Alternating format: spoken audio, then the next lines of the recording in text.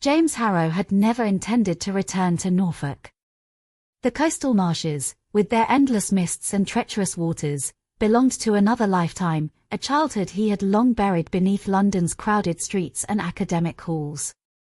Yet the letter had arrived only weeks ago, written in the neat, angular hand of a solicitor. His uncle, Arthur Harrow, had passed away.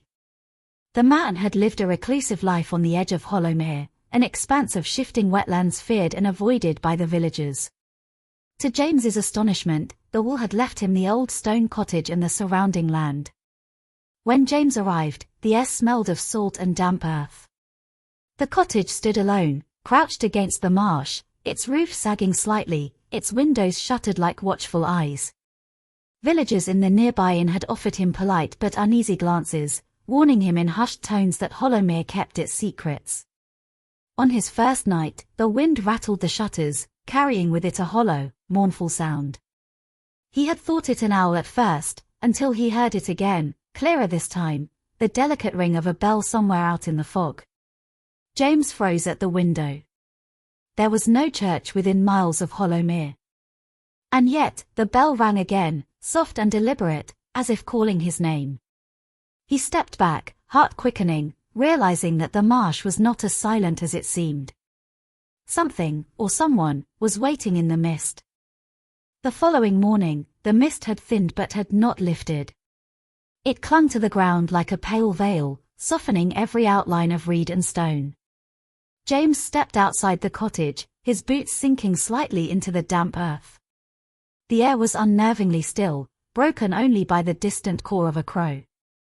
He followed the faint path that wound towards the edge of the marsh. The villagers had warned him not to wander too far, for Hollowmere had a way of luring men to their deaths. Yet curiosity drove him further. Near a cluster of willows, he noticed something odd. A small iron post protruded from the ground, its head shaped like a bell. Time had rusted it, but when James brushed away the moss, he saw faint words etched into the metal. The letters formed his family name, Harrow. A chill ran down his spine. Why would his name be marked here, in the middle of nowhere? The reeds swayed though there was no wind. He could have sworn he heard a murmur, soft as breath, drifting from the water. The sound grew clearer, words forming in the mist. Keeper. Keeper.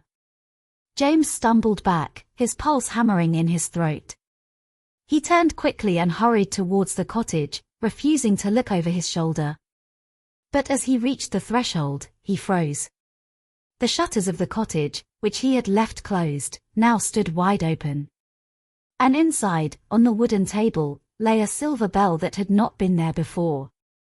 James stood in the doorway, staring at the small silver bell resting on the table. It gleamed faintly, as if untouched by dust or age, though the cottage itself smelled of damp wood and abandonment. He reached out, hesitating before lifting it. The metal was cold, far colder than it should have been. Its surface bore an inscription, fine and deliberate, though some letters had worn thin. He angled it towards the light streaming through the open shutters and read aloud. To the keeper of Hollowmere. Your watch begins. His stomach tightened. He had never heard of such a title, nor of any tradition attached to it. Yet the bell seemed to acknowledge him, as though waiting for his touch. That evening, James visited the village inn.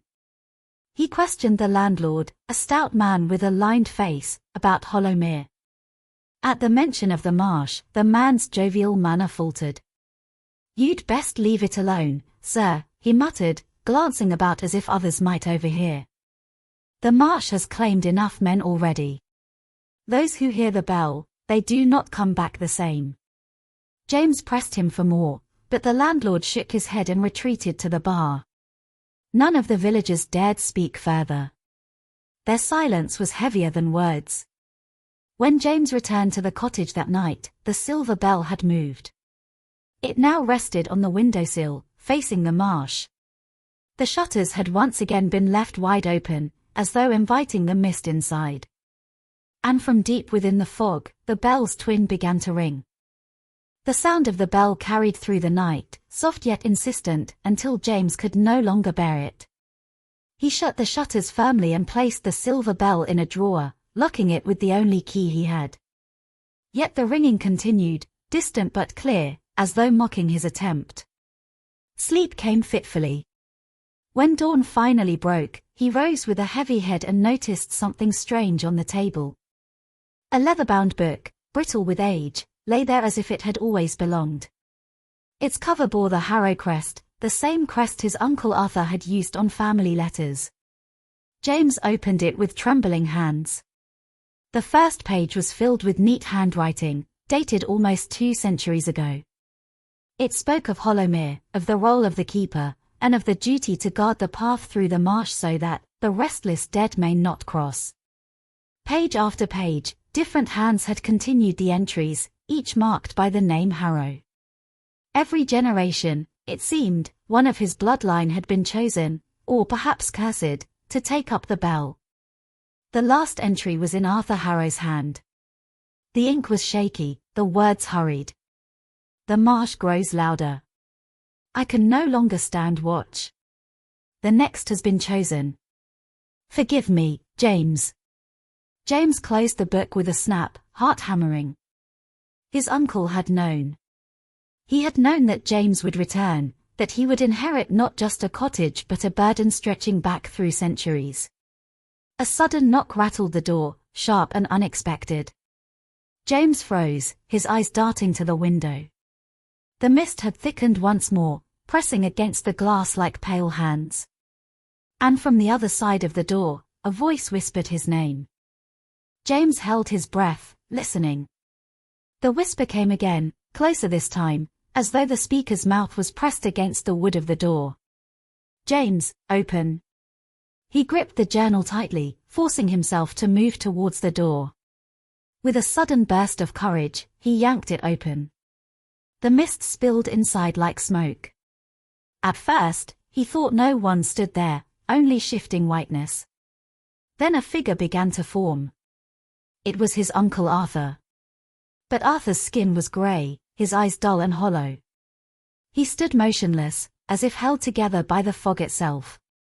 His voice drifted like wind through reeds. You must take the watch, James. The bell will not be silenced until you do. James stumbled back, shaking his head. This isn't real. You're dead. Arthur's expression did not change. His hand lifted slowly, pointing towards the marsh. Behind him, James saw flickering lights moving in the mist, like lanterns carried by invisible hands. Shadows glided between them, restless and watching. The marsh stirs, Arthur whispered. If the keeper fails, they will cross. Hollowmere will not hold them back. The air grew colder. James's breath clouded before him. He slammed the door shut, bolting it fast, but the journal fell from his grasp and opened on the floor. The page he had not seen before bore only one sentence, written in fresh, wet ink. The keeper cannot hide. Night fell heavy over Hollowmere. The mist thickened until it seemed the marsh had swallowed the world beyond the cottage. James tried to ignore the journal and the silver bell, but both weighed on him like anchors pulling him under. He lit a lantern, hoping the glow might keep the unease at bay. Yet as the flame flickered, he saw other lights moving in the marsh outside. Dozens of them, bobbing in the fog, swaying like will-o'-the-wisps. Against his will, James pressed his face to the glass. The lanterns were not hung from poles or carried by human hands. They floated, each one illuminating a face, pale, distorted, and silent. Faces of the drowned. Faces of the dead. A cold shudder ran through him. The bell, still locked in the drawer, began to vibrate, faint at first, then harder until the wood rattled. James backed away, his heart pounding. The shutters slammed open of their own accord. The mist rushed in, bringing with it the sound of countless whispers. They did not speak words he understood, yet their tone was pleading, demanding. The drawer burst open. The silver bell rolled onto the floor, ringing once with a pure, piercing note. At that sound, every lantern outside turned as one towards the cottage.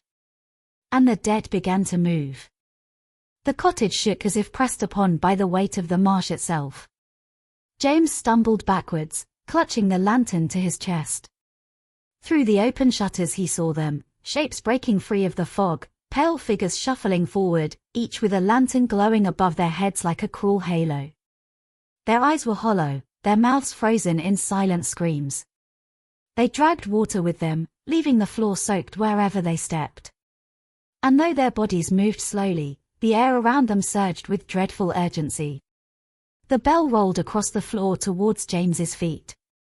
The moment he touched it, the dead halted. Every lantern dimmed, pulsing faintly, as if waiting.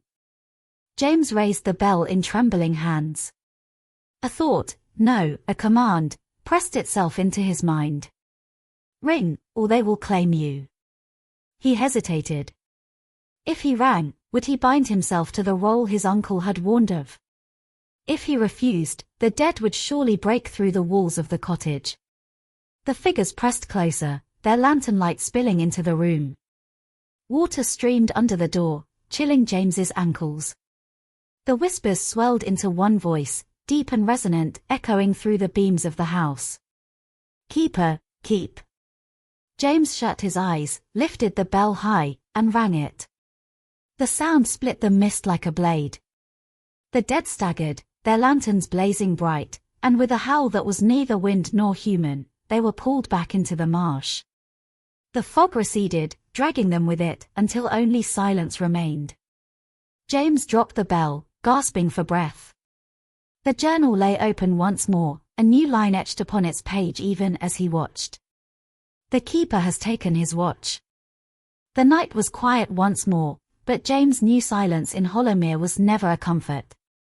The bell lay at his feet, gleaming faintly in the lantern light, and the journal sat open as though watching him. His body trembled with exhaustion, yet something stronger than fear held him upright. He realized the bell had not only banished the dead, it had bound him. The whispers were gone, but in their place lingered a steady rhythm, like a heartbeat that was not his own, echoing through the walls of the cottage. James picked up the journal and read the last line again. The keeper has taken his watch. He turned the page, and to his horror, blank parchment filled the rest of the book, waiting for his hand to continue the legacy. A faint knock drew his attention to the window.